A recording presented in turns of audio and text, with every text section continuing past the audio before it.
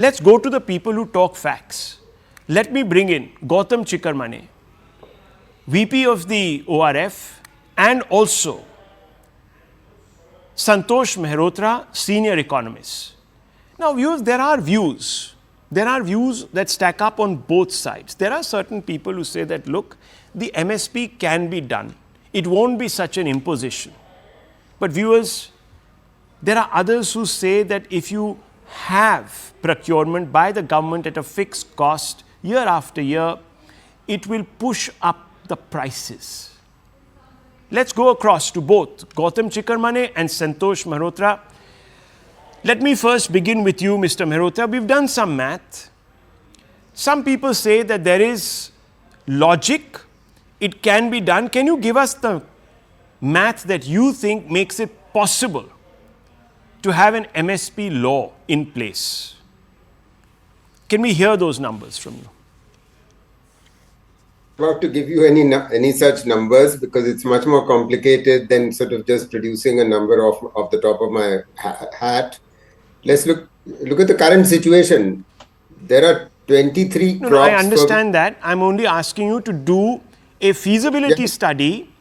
We all understand that's all complicated, yes, but let's not patronize viewers. They're smart enough. They understand. So spell it out. Come on, let's do the math. So let me try and explain the situation as I understand it. There are 23 major crops on which the government announces a minimum support price, and only on 3 is it actually operationalized, and those are wheat, rice and sugarcane. For the rest, the government, neither of the states nor of the center has the wherewithal or the capacity to actually, even if it had the money, it would not have the physical capacity to store all of that. So MSP legal guarantee, it's not entirely clear what exactly is the demand. Is it for all 23 crops? It should become a legal guarantee just as it is for wheat and rice and for sugar cane.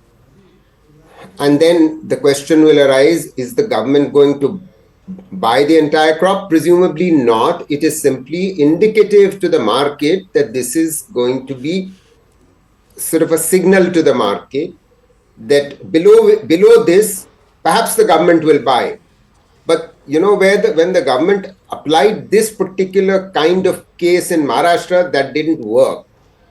So those who've thought long and hard about this matter have actually kept their wisdom. And the problem is also that the committee that was constituted, and that's what's sort of by the government, came up 9 months after it was promised, and it has not submitted a report yet. So obviously it's not the easiest of things either for the government. Now, ultimately the point is that the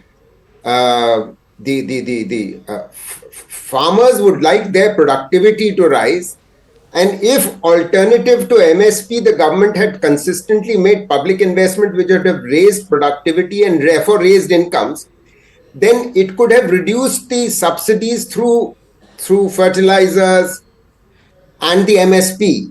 The cost of buying the food, the wheat, and rice in particular, plus the fertilizer subsidy actually breaks the back of the agriculture budget of the central government. So clearly you can't have both. What we have been suggesting since I was in the Planning Commission until 2014, we were saying, look, the MSP could be gradually raised, but slowly the subsidy, the fertilizer subsidy particularly, has to come down. Otherwise, the government doesn't have the fiscal capacity to engage in public investment, which would raise productivity and hence incomes. That's what the farmers should be looking for. So, in other words, they're not. So why are they not looking for it, and why are they going for a quick fix? Are they just being, obstructionist? No, I don't know. No, it's not that. It's not that they're being obstructionist. it would have been nice if there had been a discussion about this, an open discussion about this, both on the side of the government on the one hand and on the side of the farmers But on that the has been other. happening, sir. No, no, no, but it's... Let us not blindside ourselves. I mean, there's been a committee, and that committee is pulling its hair out, trying to come up with a formula. It's not as if the government hasn't raised MSP. We all know that it has. At least it has shown the inclination. We know that So then, the issues are, as I tried to suggest to you, Rahul, the issues are relatively complicated.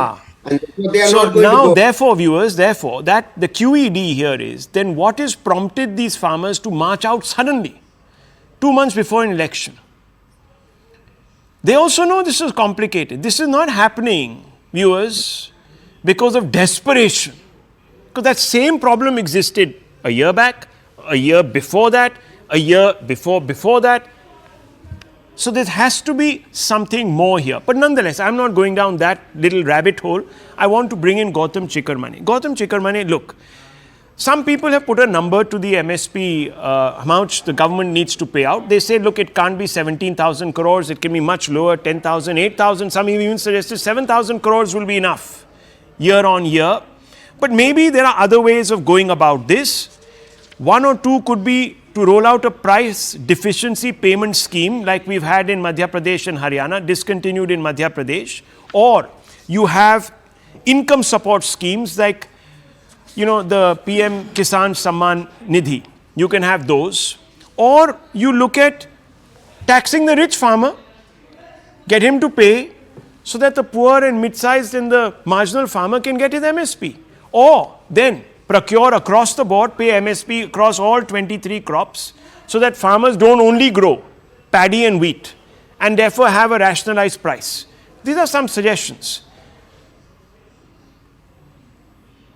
Yeah, Rahul, this has become far more complicated than just an economic issue. I am gradually looking at this as the weaponization of an economic issue turned into an internal security issue.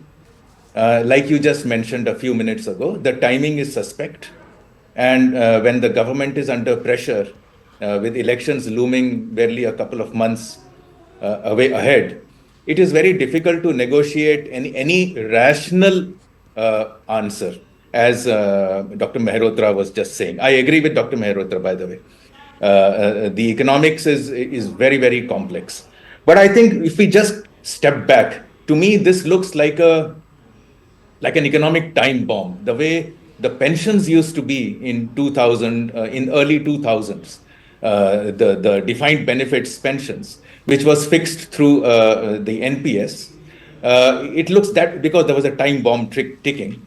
And I think that brought pensions on course, except a few months ago, 5 states have said that we will go back to the old pension scheme and embrace a time bomb again. Likewise, for these farmers, I'm finding it very difficult to call them poor farmers. Actually, a tractor costs anywhere between 3 lakh and 35 lakh, for instance. I don't think a poor farmer who cannot even invest a little bit to control his crops and goes in for a crop burning can buy a tractor and be part of this. And I think the poor part of the poor farmers are really Bihari labor and labor from Uttar Pradesh, not these people who are super rich with the maximum number of Mercedeses and luxury cars being bought by them and not paying taxes. To me, this has become a far more complex issue. But just to run some numbers, I mean, what are you going to do? Suppose the infrastructure in Nirmala Sitharaman's budget was 11 lakh, broadly 11 lakh crore, 11.1 lakh crore. And the additional demands by the farmers is adding up to around 10 lakh crore. This is another estimate. Now, are you going to say that let's stop infrastructure and give this money to farmers? I don't know whether that's the right thing. And at 12.5 lakh crore, this becomes 26% of the budget. Is that even rational? I don't think so. No. These are all rhetorical questions. We know that there is something far more sinister than far more sinister demand, rather than an economic demand. Okay, far more sinister. All out here, and I don't. And most important, just allow me to finish this one more line.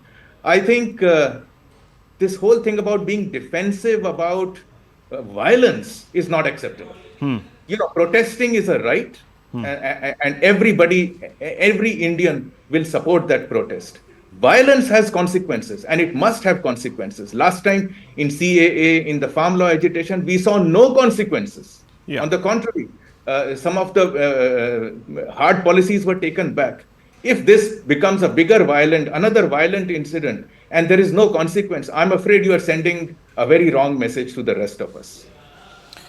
Absolutely. Imagine, viewers, the precedent. Everyone who thinks they have a grievance will land up, lay siege, come armed, overwhelm the state, destroy public property, get away with it. This is not the way, viewers. This is really not the way. And those people who are defending, those political party and those vested interests that are behind these people are actually selling our nation down the toilet, viewers. There's no other way of looking